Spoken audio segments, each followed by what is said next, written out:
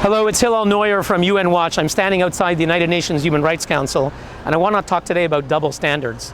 UN just held an urgent session on Afghanistan, where the Taliban have killed 1,000 people in the last month alone. They've killed more than 70,000 civilians in the past 20 years. It's one of the most brutal terrorist organizations in the world. They finally held an urgent session, and yet the outcome of the session was no commission of inquiry, no condemnation of any Taliban atrocities. They didn't even mention the word Taliban. It was a travesty of justice and a betrayal of the Afghan people. So that's what happened now at the Human Rights Council. Let's compare and contrast with how the UN treats Israel.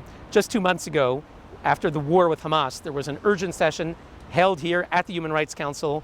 It was several pages of condemnation of Israel, entirely one-sided. They created a commission of inquiry that has no end, no limit whatsoever. It's going to have more than 20 staff, cost millions of dollars, basically a perpetual commission of inquiry against Israel, targeting Israel. That's what happened here the last time they held a special session.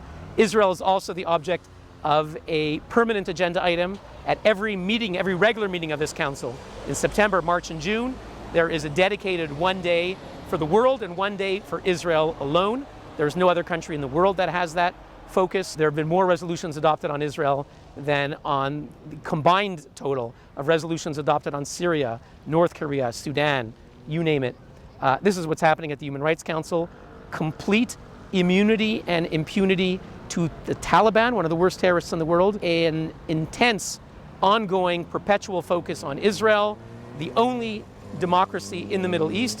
What you have in common at both of these sessions is Islamist, extremist, misogynist terrorists get empowered. Hamas celebrated the last session of the Human Rights Council's urgent session. This time the Taliban enjoyed getting a free pass.